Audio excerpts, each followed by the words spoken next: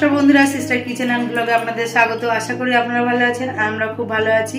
তো আজকে একটা রেসিপি নিয়ে চলে এসেছি। এই রেসিপিটা আপনাদের ভালো লাগবে আশা করছি, কারণ এটা একটা অন্যরকম একটা কেক।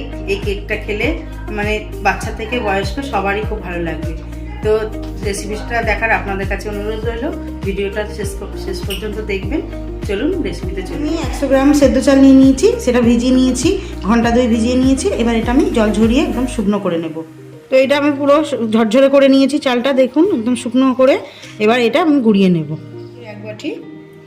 তো যে যেমন মিষ্টি খাবেন তেমন দেবেন। তো আমি মিষ্টির পরিমাণটা একটু বেশি দিলাম। এটার এই বাটির হাফ বাটি আমি জল দেব। এটা ভালো করে জল দিয়ে মিশিয়ে নেব।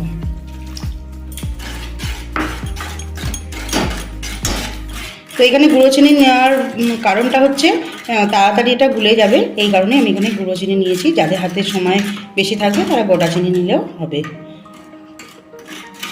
তো আমার হাতে সময় হিসাবে আমি এখানে গুঁড়ো চিনি নিয়ে নিয়েছি। তো এটা আবার একটু জাল দিয়ে দেবো। এখনও কিন্তু আমি গ্যাস জ্বালিনি, এবার গ্যাস জ্বেলে দেবো। তো চিনির শিরাটা আমার হয়ে গেছে। এবার এটা আমি একটু দেখবো যে এটা ঠিক কতটা, কেমন রাখলে ঠিক একটা চিটচিটে ভাব হলেই এটা আমি করে দেবো। তো আমার চিটচিটে ভাব হয়ে গেছে, এটা আমি রেখে দেবো এবার নামিয়ে। তো এবার আমি ঘি দিয়ে নেব। তো পরিমাণে ঘিটা কিন্তু এখানে বেশি হবে। তো এখানে আমি 50 ঘি দিয়ে নিয়ে নিয়েছি। এখানে ঘিয়ের পরিমাণটা বেশি হবে।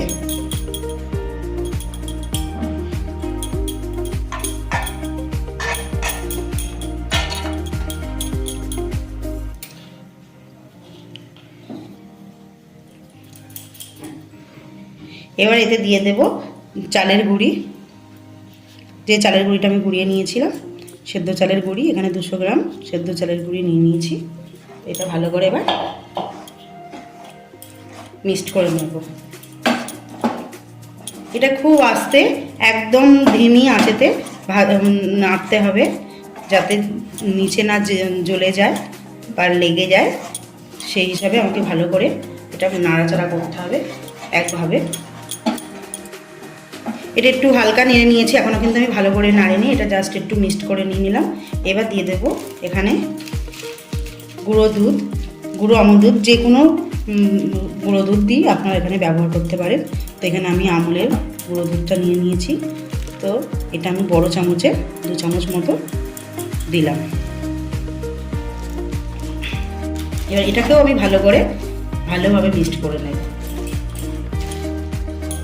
তো আমি এখানে কিন্তু গ্যাস অফ করিনি, একদম হালকা আঁচ দিয়ে এখানে রেখে দিয়েছি। খুব জোরে কিন্তু এটা দিলে হবে না, কিন্তু আবার বন্ধ করলেও হবে না। এটা ভালো করে মিক্সড করে নিতে হবে এই অবস্থাতে। এইভাবে কিন্তু আমি একভাবেই নাড়তে থাকতে হবে। তো এখানে আমি এখন 15-20 মিনিট কিন্তু আমি একভাবেই নেড়ে নিয়েছি। একভাবে নাড়াচাড়া করতে থাকতে হবে, আর একদম আঁচটা একদম কমিয়ে দিতে হবে, ধিমি আঁচেতে করতে হবে।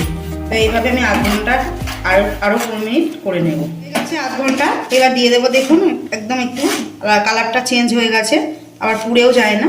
এবার দিয়ে দেবো যে চিনির রসটা আমি করে রেখেছিলাম, সেটা অল্প অল্প দেবো আর ভালো করে ভেজে নেব।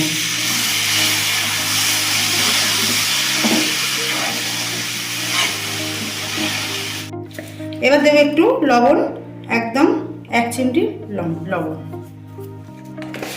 তো আমার পুরো রেডি হয়ে গেছে। আর এই যে এগুলো দেখতে পাচ্ছেন, এটা কিন্তু একটু আমার একটা ভালোভাবে মিক্সটা কম হয়েছে, এর জন্য এরকম একটু ডেলা ডেলা হয়ে রয়েছে। তো আপনারা যত ভালো মিক্সড করতে পারবেন এই ডেলা ডেলাটা দেখতে পাবেন। আর অবশ্যই এতে একটু বাদাম দেওয়া আছে, তার জন্য আরও এটা একটু দেখা যাচ্ছে।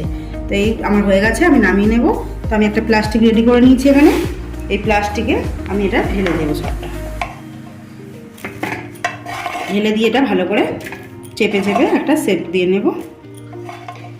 এইটা গরম অবস্থায় ভালো করে আমি একটা শেপ দিয়ে নিয়ে রেখে দিচ্ছি। তো এই অবস্থায়, গরম অবস্থায় একটু শেপ দিতে হবে, নাহলে কিন্তু এটা একটু ধরবে না।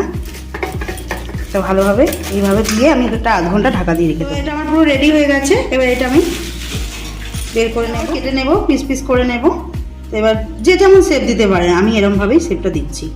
ধারটা একটু বাদ দিয়ে দেবো।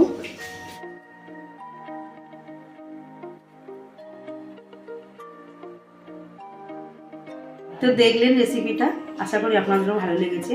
ভালো লাগলে অবশ্যই লাইক দেবেন, কমেন্ট করে বলবেন কেমন হয়েছে, আর চ্যানেলটা সাবস্ক্রাইব করতে ভুলবেন না। পরের ভিডিওতে আবার দেখা হবে, ততক্ষণের জন্য ভালো থাকবেন, সুস্থ থাকবেন, টাটা।